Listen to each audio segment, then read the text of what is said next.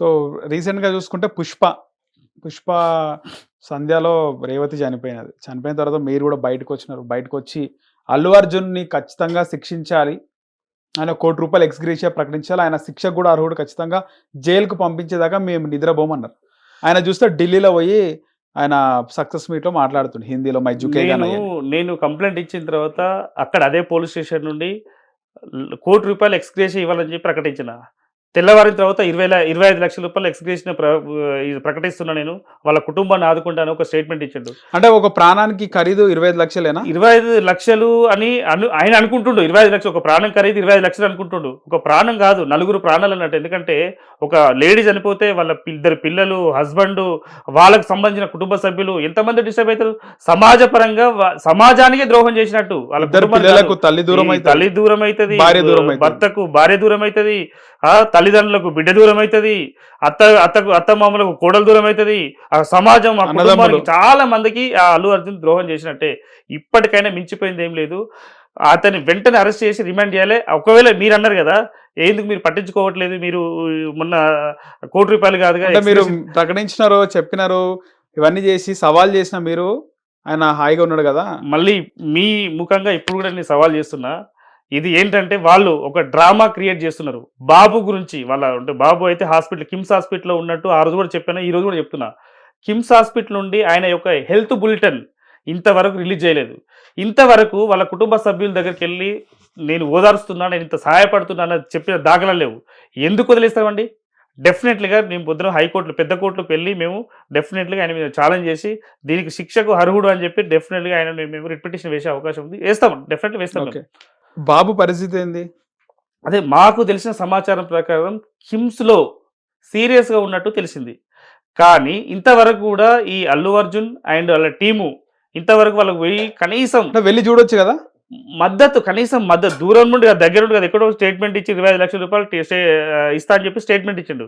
ఇంతవరకు పోయిన దాఖలాలు, వాళ్ళ టీం నుండి పోయిన దాఖలాలు లేవు. ఆయన ఎక్కడ పోయింది? ఇంకా ఆయన కట్టసిగా ఆయన చేసిన తప్పు వల్ల వాళ్ళ కుటుంబం దగ్గరికి పోయి కుటుంబాన్ని అక్కున చేర్చుకొని గుండెకి హద్దుకొని నేను ఉన్నా అని చెప్పి ధైర్యాన్ని ఇవ్వాలి.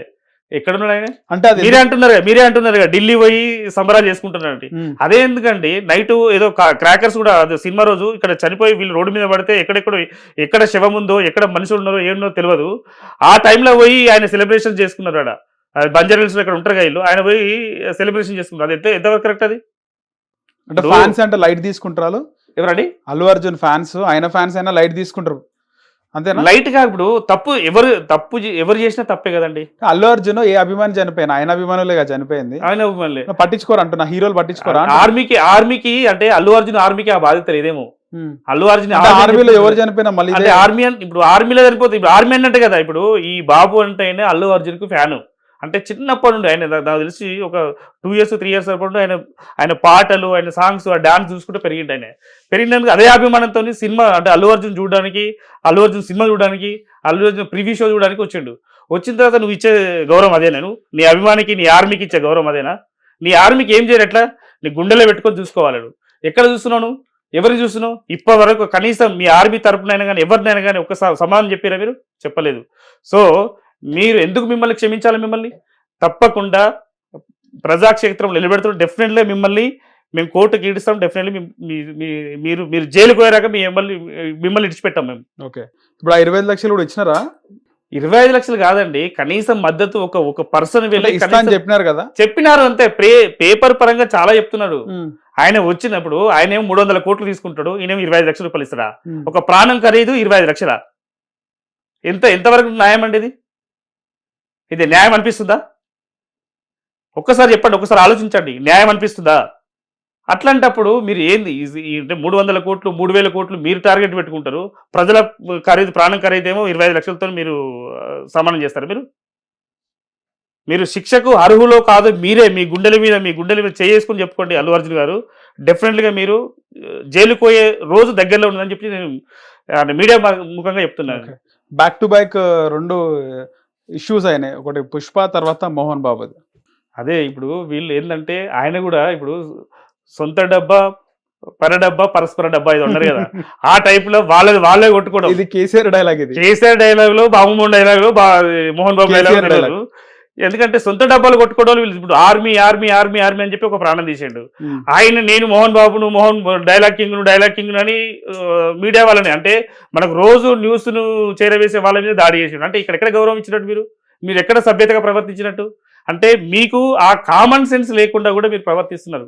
ఆ సెన్స్ ఆఫ్ ఎట్లా ప్రవర్తించాలి ఇది కూడా నేర్చుకోకుంటే మీరు పొద్దున ఏం సమాధానం ఇస్తారు? మీరు సమాజానికి ఏమి ఇస్తారు? ఇప్పుడు ఒక సినిమా వచ్చింది ఈ మధ్యలో సూర్య గారిది, అది భీమ్ రావుది, అంబేద్కర్ మీద జై భీమ్ సినిమా వచ్చింది. జై భీమ్ సినిమా అదే ఒక పేదరికంలో పుట్టి ఒక అడ్వకేట్ అయ్యి ఒక న్యాయవాది అయ్యి ఏ విధంగా సాయం చేస్తుంటో మీరు చూశారు. ఇదే పేదవాడిగా పుట్టి ఒక అంటే పుష్ప అనే పేరుతోని 100 కోట్లకు ఒక విదేశాల్లో కూడా నీకు స్మగ్లడ్ ఏదో ఎర్రచందనం చేస్తున్నట్టు దానికి ఒక మెసేజ్ ఇచ్చారు. అంటే ఇది జనాలకు అంటే ఒక సమాజానికి ఒక యువతకు ఇది మెసేజ్ ఇచ్చినట్ట లేకుంటే జై భీమ్ సినిమా మెసేజ్ ఇచ్చినట్ట? ఒక్కసారి ఆలోచన.